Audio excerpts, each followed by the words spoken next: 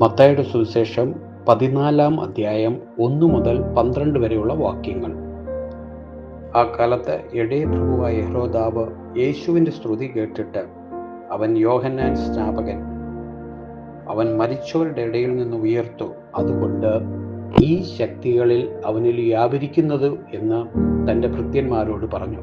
ഹെരോദാവ് തൻ്റെ സഹോദരനായ ഫിലിപ്പോസിൻ്റെ ഭാര്യ ഹെരോദിയ നിമിത്തം അവൾ നിനക്ക് ഭാര്യയായിരിക്കുന്നത് വിഹിതമല്ല എന്ന് യോഹന്നാൻ അവനോട് പറഞ്ഞതുകൊണ്ട് തന്നെ അവനെ പിടിച്ച് കെട്ടി തടവിലാക്കിയിരുന്നു.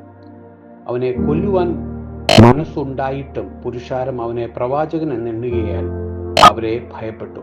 എന്നാൽ ഹെരോദ്യാവിൻ്റെ ജനന ദിവസം ആയപ്പോൾ ഹെരോദിയയുടെ മകൾ സഭാമധ്യേ നൃത്തം ചെയ്ത് ഹെരോദാവിനെ പ്രസാദിപ്പിച്ചു.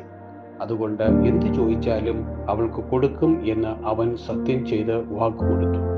അവൾ അമ്മയുടെ ഉപദേശപ്രകാരം യോഹന്നാൻ സ്നാപകന്റെ തല ഒരു തലത്തിൽ തരണം എന്ന് പറഞ്ഞു. രാജാവ് ദുഃഖിച്ചു, എങ്കിലും ചെയ്ത് സത്യമായതും വിരുന്നുകാരെ വിചാരിച്ച് അത് കൊടുക്കാൻ കൽപ്പിച്ചു. ആളുകൾ അയച്ച് തടവിൽ യോഹന്നാനെ ശിരച്ഛേദം ചെയ്യിച്ചു. അവൻ്റെ തല ഒരു തലത്തിൽ കൊണ്ടുവന്ന് ബാലയ്ക്ക് കൊടുത്തു. അവൾ അമ്മയ്ക്ക് കൊണ്ടുപോയി കൊടുത്തു. അവൻ്റെ ശിഷ്യന്മാർ ചെന്ന് ഉടലെടുത്ത് കുഴിച്ചിട്ടു. പിന്നെ വന്ന് യേശുവിനെ അറിയിച്ചു.